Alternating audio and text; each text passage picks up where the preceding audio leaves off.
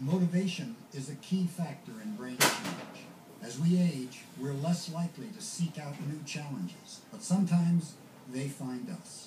As was the case with Michael Fiello, when he learned that his grandson Giovanni was deaf. He was about 15 months old when we found out he was deaf. After Hurricane Katrina hit, because we're from the coast of Mississippi, some alarms were going off, and he was just sitting in a stroller, kicking his feet like nothing happened, and we knew then that he definitely could not hear. I went straight to the Texas School for the Deaf and spoke with some of the administrative people there, and they were so good. I was actually taking sign language classes with a volunteer sign interpreter, which wasn't going very well. I was not disciplined and I didn't really work at it. When Giovanni was first diagnosed, Michael lived in Austin, Texas, and his son and family lived in Mississippi, so they didn't see each other that frequently. When they were living that far away in Mississippi, it didn't seem like that much of a priority. All of that changed quickly when the family moved from Mississippi to Austin so that Giovanni could attend the Texas School for the Deaf. We moved here for Texas School for the Deaf, but we really moved here more for the deaf community, meeting parents, getting involved in sports and other activities where we're kind of immersed in the language. And I think that's what it really takes for us, is just being involved in it. When they moved out here, and I knew that my plan was to learn to speak sign language, I definitely was motivated to learn that. It's all about making it the focus. And I used to say to my husband all the time, oh, this is his language, we got to do it. And he corrected me, he said, no, this is our language. And I was like, oh, duh, like we have a deaf child, this is our language. And so it's not his, it's ours now.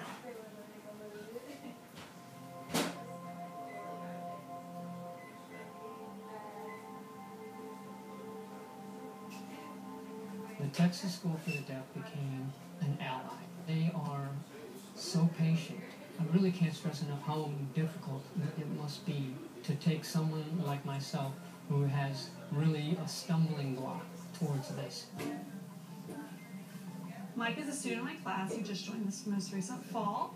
And when he came, he had no sign language skills whatsoever.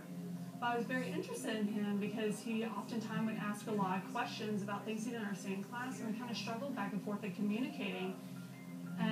But I noticed that he had really made progress, and he was doing a lot better than some of my other students because he was taking the time to ask those questions. And I could tell he was a very motivated learner. It isn't like the brain and my opportunity to learn and my motivation even none of that makes any of it easier. It's always work, patience, and commitment. And I think Cass, that's why she selected me, my science teacher. She noticed that I was motivated, committed, maybe not the star student, but just somebody who wanted to learn. I think it's very important because if you don't keep your brain active, then you're going to lose it. You need to have that stimulation continue to grow. Right now I'm trying to learn Spanish. And I'm having a hard time with it. I've been trying for about the last 5 years, but I'm starting to pick it up. It isn't until I start to see results that I get more motivated or I get more appreciation.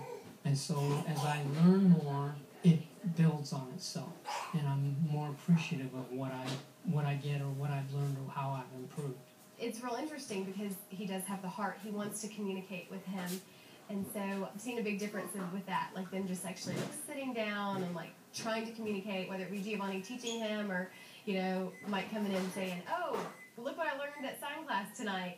Just kind of sharing his natural language, with another family member. And I think that's huge for Giovanni.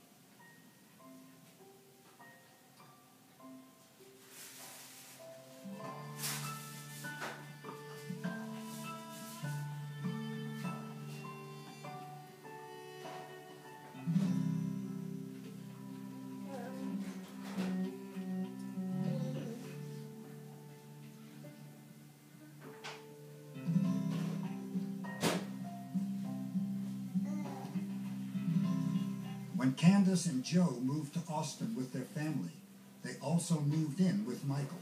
The 3 generations living under the same roof was a lesson in patience and flexibility, especially for Michael, who had lived alone for 30 years.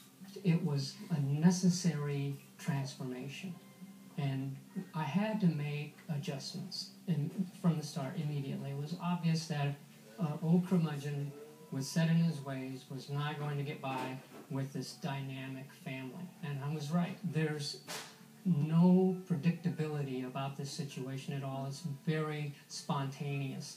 And I've learned to adapt to that spontaneity. You know, sort of relishing in the opportunity to invite him into our lives. It's really special to share it with him, to be honest. And I think that's the sweetness of it, just the importance of me being able to communicate with my grandson or just be part of this family. I want to have an improvement in life.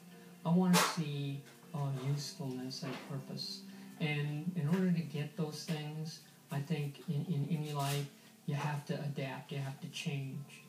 This ability to adapt and change and to be flexible in our thinking is born from our fluid intelligence. Noted neuroscientist Dr. Michael Merzenich offers that this intelligence is not fated to decline as originally thought,